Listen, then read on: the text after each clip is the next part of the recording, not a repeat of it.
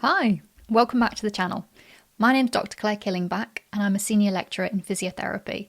And in this video, I'm going to talk through some of the things you can expect from studying a physiotherapy degree and also some of the things that are challenges. Now, I'm not doing this video to put you off, but my goal is to just try and adjust expectations a little bit. Let me just start with an example. So maybe you've been saving up to go out for a super fancy meal to celebrate something, and you get to the restaurant and you're looking at the menu and you're like, oh, I'm so excited, I'm going to order this is going to taste amazing. And then the meal arrives and you're like, oh, wait, this wasn't what I was expecting at all. And there can be a real disappointment with that, can't there? And often that's because there's a mismatch in expectations between what the menu's saying and the reality of what the meal is like. Now, if I get you to imagine your favourite burger in your head, so it might be your mum's homemade burgers, it might be your best friend's favourite recipe for a bean burger. For me, best burger, I'm sorry, is going to be Five Guys every single time. So we all have this different picture in our head of what our kind of best image of a burger is going to be. And we all have different expectations with that, don't we? And so it can be a little bit like that when you get to university, because in your head you've got this picture of what you think it's going to be like, and you get there and the reality is, whoa, I didn't realise I was going to have to do this much work and this much reading and all this preparation for skills sessions. And so what I want to do with this video is just explain to you some of the more challenging aspects of doing a physio degree to help set those expectations. And actually this video really grew out of a piece of research that my colleague Amy Tomlinson has been doing, and I've been working with her on this, and it's looking at student expectations. So she did a systematic review on this, and then she's also done interviews with students when they arrive, within that first week of being at university in induction week, interviewing them and saying to them, what do you expect it's going to be like? What are you thinking about this, that, and the other? And one of the things that came out of her research was actually there was this little bit of a mismatch in expectations with what students thought it was going to be, and a lot of their thoughts were informed by things like social media and television, families and friends, and what their experience of university and what they thought it was going to be like. So also, this video really is in response to Amy's research of the fact that I'm trying to use this to help adjust those expectations. And the other reason I wanted to do this video on expectations is that you are about to make a massive financial investment in your education and your future career. Now, from my perspective, if you've done your research on that and you're confident this is the career for you, that is a financial investment that will really pay off. So normally what happens when you qualify is you start work as what's called a Band 5 physiotherapist, generally in the NHS. And actually, if you go online and look at the salary that you get as a Band 5 physiotherapist, it's actually pretty good as a starting salary. So that's where I think it is a good financial investment. But only if you're coming with the right expectations, really. And to get to that joyous place of being a qualified physiotherapist, you're going to need to do some serious graft. So let me talk through some of the things that are probably harder than what people are expecting when they start out with a physio degree. So I'm going to start by talking about learning your anatomy. Now, when I interview students about why they want to be a physiotherapist, very often they will say things like, oh, but I love the anatomy part of what I've been learning as part of my A-levels or access course, and I really enjoyed that. And in my head, I'm thinking, oh, okay, yeah, that's brilliant. But when you get to university, you're going to have to go to such a depth with your anatomy that it will be phenomenal. So as a physiotherapist, it's so important that you understand the anatomy, and not just in terms of what are the names of the bones, but actually what are all the different bony prominences on some of those major bones, and what is the origin insertion of all the main muscle groups. What are the ligaments? Can you name the ligaments? Where do they start and where do they finish? Because actually when you put your hands onto someone, if you're going to be assessing their knee, for example, you need to know what structures are underneath where your hands are on that person's knee, and also where they start and where they finish, to figure out what problems they might be having. So you will go to a depth with your anatomy that you probably never thought possible. Now, really that graft with learning that anatomy, that comes down to you. You won't have hours and hours of lectures teaching you how to do your anatomy. Yes, you will have some lectures on it, but the actual pure learning and memorization will be incumbent upon you. So I say that just to say you will have to do a lot of work around learning your anatomy, and that's a really important part of your foundational knowledge to be a physiotherapist. Next up, most often with physio degrees, you will be expected to do some pre-session work before you even get to your lectures, your seminars, or your skills-based session. So we call that flipped classroom learning, because the point is that you've done a little bit of learning yourself. So actually by the time you get to the classroom, the point of being together in the class with the lecturer is to try and consolidate and develop and go a bit deeper with that learning. So expect to have to do things like read chapters in a textbook, read research articles, watch videos where the lecturers talk through some of the key points, do quizzes. So there'll be lots of activities that you have to do before you even get to that session. And that's there really to help you facilitate and make sure your learning can be as deep as it can possibly be.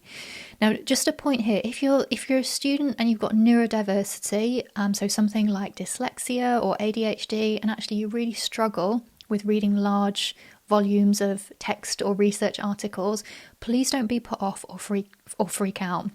There is lots of software available to help support you with this. The most important thing really is that you raise that with your lecturers sooner rather than later, and you seek the support from the university to make sure you've got access to all of those resources. You can expect to have to be on campus and be in person for most of your sessions. Now, I know with COVID, we all got used to working from home and, working off our laptops, but actually to learn physiotherapy skills, you cannot just learn that remotely from yourself by working at home. You have to be in the university, and really you have to be in those skills sessions, because you need to be able to, get your hands on someone else's knee to say, okay, what does this knee feel like? Oh, what does this muscle tone feel like? So you have to be there to learn those skills. So expect to be on campus for your sessions.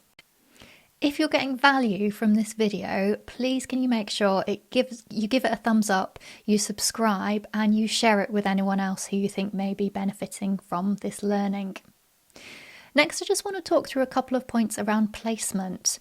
So with placements, you won't necessarily get all of your placements in that city that your university is located. Now, that's actually a good thing, because you need to go and experience how different trusts work and how different physiotherapists work for you to really get a full breadth of your skills.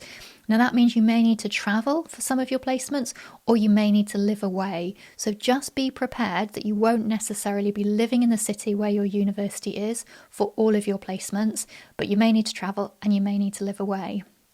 The other thing to say about placements is they're predominantly full-time hours. So you'll be doing, 36, 38 hours a week. So it is full-time.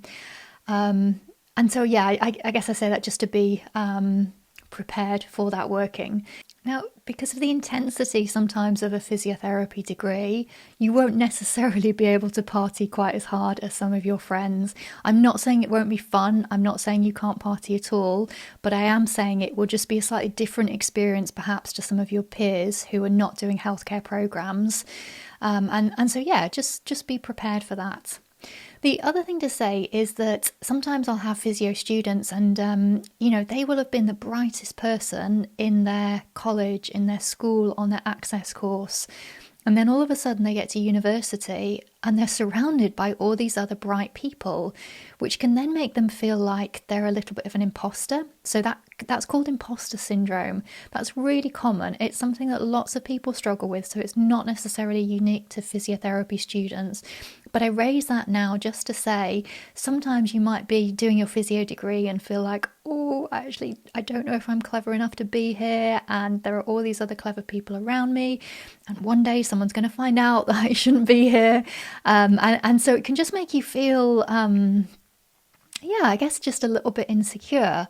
I struggle with imposter syndrome myself as I have progressed through my career. So it's something that you need to be aware of.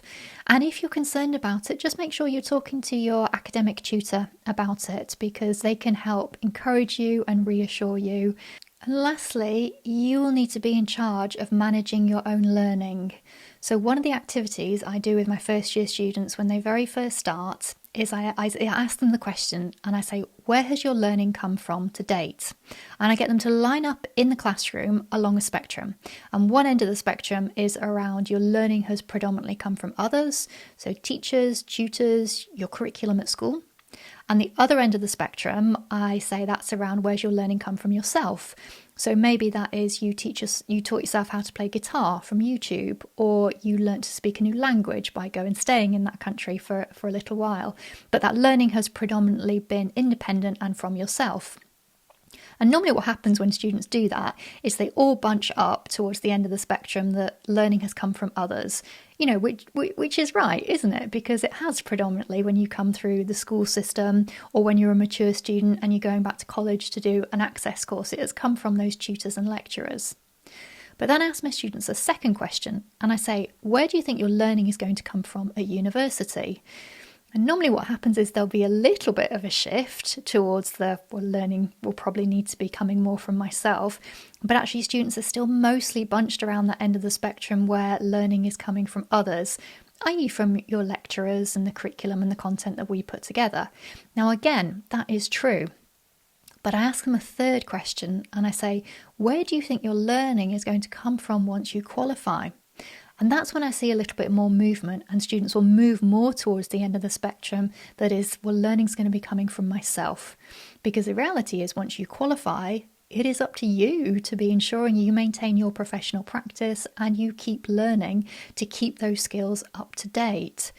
So I do this activity with students just really to be highlighting that, yeah, historically your learning may have been coming from others and lots of your learning at university will come from others, such as us as lecturers. But actually as you qualify, you're moving towards being more independent with your learning. So what we need to do at university is make sure you have the skills and you're prepared to manage your learning when you graduate so that you can keep doing your continuing professional development to maintain your registration.